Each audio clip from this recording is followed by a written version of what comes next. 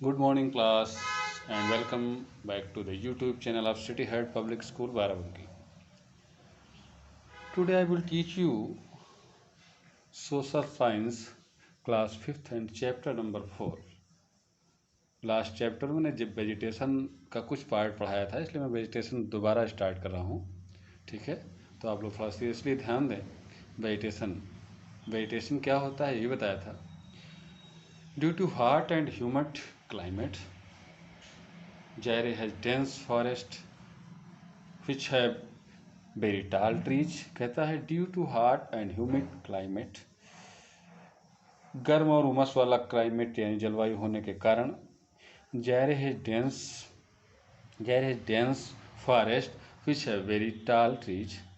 Zaire में बहुत बड़े बड़े पेड़ हैं. The tree are covered with dense vines. जो ट्री हैं वो बहुत ज़्यादा घनी, जो उनकी लताएं होती हैं, यानी कि पेड़ आपने देखा होगा, बहुत जो पुराने पेड़ हो जाए उसके नीचे जड़ें निकल आती हैं, लोग बोलते हैं जड़ें निकली हों, लताएं जो निकल आती हैं उससे पूरी तरह ढका हुआ है क्या, फॉरेस्ट फ्लोर. फॉरेस्ट फ्लोर का मतलब होता है जो जंगल है उसकी, जहाँ जंगल जिस मिट्टी में है उस मिट्टी का पूरा नीचे का एरिया पूरा कवर है किससे, लताओं से. और कवर्ड विथ डेंस बसेज, कहता है कि जो वाइन्स हैं उसकी और बसेज, जो छोटे छोटे पेड़ पौधे उगते हैं नीचे ज़मीन पर जंगल के अंदर, उसे बसेज झाड़ी बोलते हैं. The trees form a canopy. Trees क्या बनाते हैं, कनोपी बनाते हैं. कनोपी का मतलब आप लोग समझते हैं, आप लोगों को मैंने पहले बताया भी है. कनोपी का मतलब होता है शंकुआकार, ऊपर पतला और नीचे फैल जाना. ठीक है, आइसक्रीम का कोन देखा होगा, उसको आप उल्टा कर दें, same type. Okay, the trees form a canopy which the sun rays are not able to pierce. ऐसी पोजीशन में जो सन की किरणें हैं, सूर्य की किरणें हैं, यानी सन रेजेज हैं, वो उस कैनोपी को, यानी वो जो पेड़ की ढेर सारी शाखाएं हैं, वेन्स हैं, उसको वो पार नहीं कर पाती हैं. Okay, the tree main green through out the year. इसलिए जो वहाँ का पेड़ है वो पूरे साल भर हरा भरा रहता है. Mainly the trees found are mahogany, ebony and bamboo. और वहाँ पे जो मुख्य रूप से पेड़ पाए जाते हैं वो कौन से पाए जाते हैं, बाम्बू है, इबोनी है, महोगनी है. ठीक है, समझ में आ रहा है. फिर आते हैं वाइल्ड लाइफ पर. वाइल्ड लाइफ यानी वहाँ जो जंगली जानवर जंगल में रहते हैं उनकी ज़िंदगी कैसी है उसके बारे में चैप्टर में बताया जाएगा. Okay, the forest of Zaire has filled with differently coloured animal, bird, butterfly and reptiles. कहता है जो फॉरेस्ट है जायरे का, वो भरा हुआ है अलग अलग रंगीन पक्षियों से, तितलियों से, रेप्टाइल्स यानी रेंगने वाले जानवरों से, और अलग अलग रंगों के जानवरों से. Here are found different monkeys. यहाँ पर क्या मिलते हैं, अलग अलग तरीके के बंदर आपको मिल जाएंगे, चिंपैंजीज मिल जाएंगी एंड गोरिल्लाज मिल जाएंगे. Okay, heard of rhinoceros. Rhinoceros आप लोग जानते हो, गैंडा को बोलते हैं, जिसकी नाक पर एक हॉर्न होता है, सींग होती. ओके, हर्ड ऑफ राइनोसोरस यानी कि राइनोसोरस का झुंड. एलिफेंट एंड विशन, एलिफेंट का झुंड. एंड विशन, विशन आप लोगों को मैंने पहले बताया था, जो जंगली भैंसे होते हैं उन्हें कहा जाता है विशन. ब्रैकेट में दिया हुआ है, wild buffaloes are also found. ये भी वहाँ पर ज़बरदस्त पाए जाते हैं.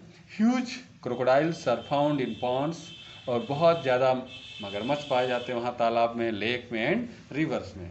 Also found are venomous insect. और अलग अलग तरीके के इंसेक्ट यानी कि कीड़े मकोड़े पाए जाते हैं, स्नैक्स एंड पाइथन्स, ये सब आपको पता है. फॉर दीज रीजन्स, और इसी रीजन के कारण, जायरे is also called the natural zoo of the world. इसीलिए जायरे को प्राकृतिक रूप से विश्व का चिड़ियाघर कहा गया है. ठीक है,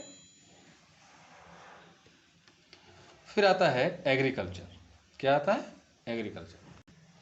फिर आता है आपका एग्रीकल्चर. एग्रीकल्चर का मतलब होता है खेती करना, यानी कि जो वहाँ मेन काम है खेती, फार्मिंग करना या खेती करना. The main occupation of the people is agriculture or farming. वहाँ के लोगों का मुख्य जो काम जो है वो खेती करना है और फार्मिंग सेम चीज खेती करना।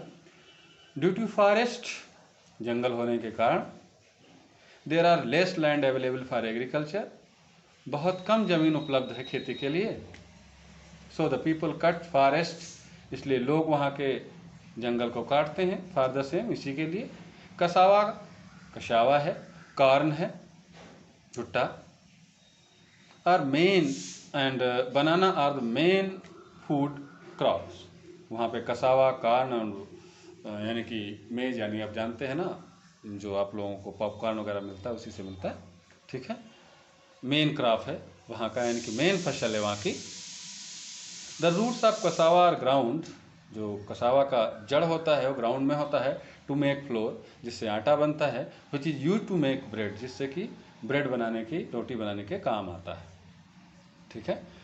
Now crops such as rubber, coffee, peanut, rice and cotton are also being grown.